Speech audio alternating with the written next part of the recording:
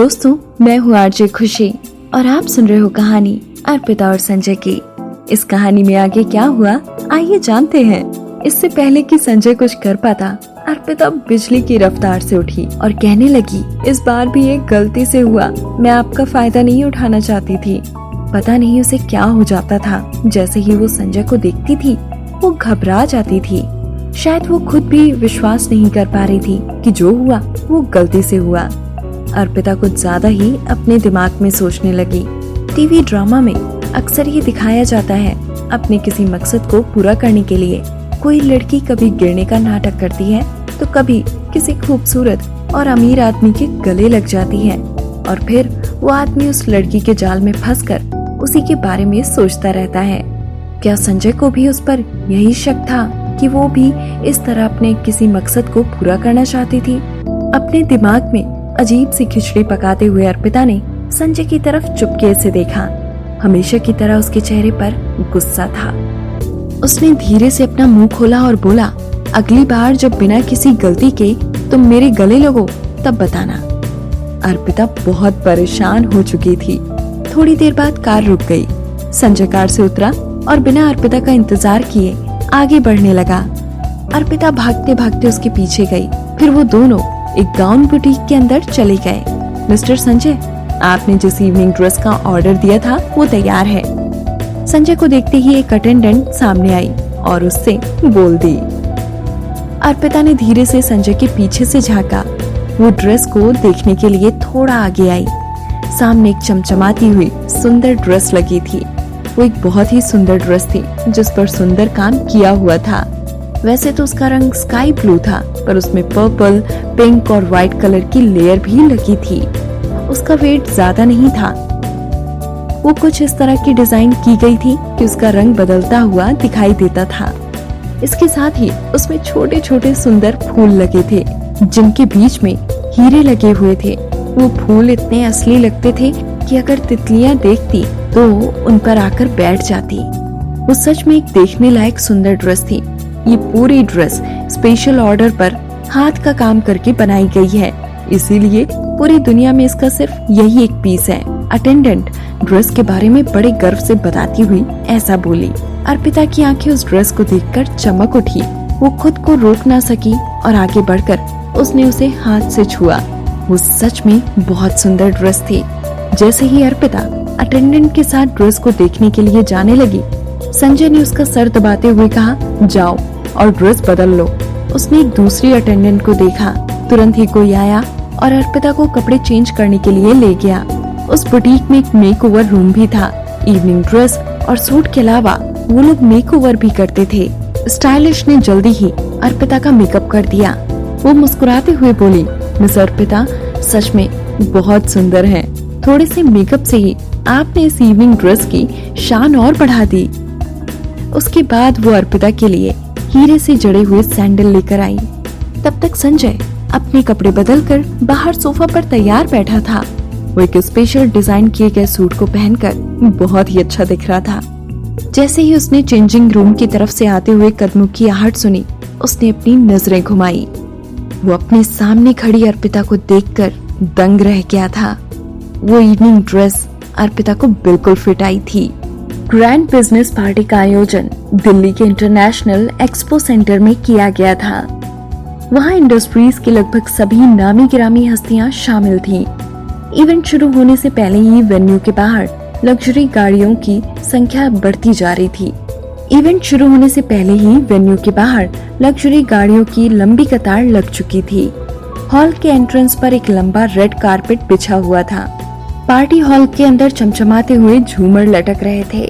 चारों ओर चकाचौंध थी। वहाँ बीचों बीच एक शैंपेन टावर खड़ा था। सभी मेहमान एक दूसरे के साथ ड्रिंक्स पीते हुए काफी खुशनुमा माहौल का आनंद ले रहे थे। पिछले कुछ सालों से संजय इस समय तक पहुँच जाता था, पर इस बार उसका कहीं नामो निशान भी नहीं था। सभी लोग शायद उसी का इंतजार करते हुए एंट्रेंस पर टकटकी लगाए बैठे थे। उसी वक्त एक लिमोजिन कार वहां आकर रुकी।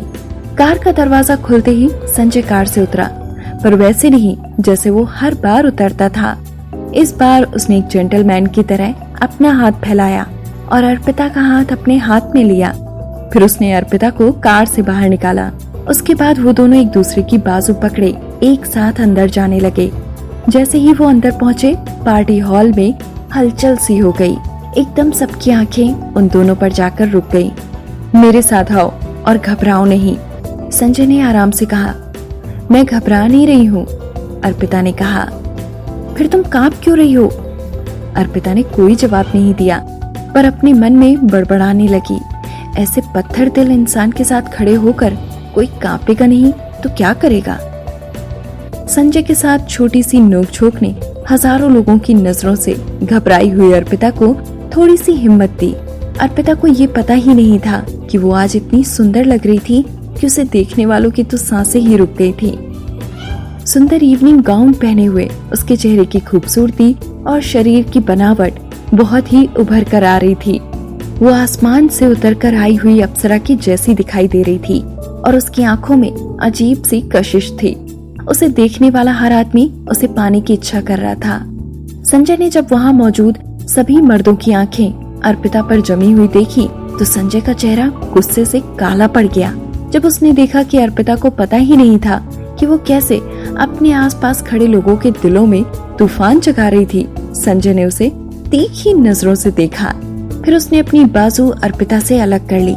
इससे पहले कि वो कुछ कर पाती, संजय ने अर्पिता का हाथ अपने हाथों में ले लिया। वाह, आसपास के लोगों के मुंह से निकला। सब लोगों ने यही सोचा कि जो संजय मित्तल लड़कियों से कोसों दूर रहता था, आखिरकार उसने एक लड़की का हाथ थाम ही लिया। जल्दी ही लोग उन दोनों की मैचिंग आउटफिट्स पर भी ध्यान देने लगे। वैसे तो संजय ने एक ब्लैक सूट पहना था, पर उसकी जैकेट में एक फ्लावर ब्रोच लगा था जो बिल्कुल अर्पिता के गाउन में लगे फ्लावर के जैसा था। संजय की नेकटाई भी अर्पिता के गाउन के कलर से मैच करती थी। अर्पिता का ध्यान उन दोनों के आउटफिट के डिजाइन पर बिल्कुल नहीं गया, बल्कि वो तो ये सोचकर हैरान थी कि अचानक संजय ने उसका हाथ क्यों पकड़ लिया था। इससे पहले कि अर्पिता संजय से इस बारे में कुछ भी कह पाती, संजय पहले ही बोल पड़ा।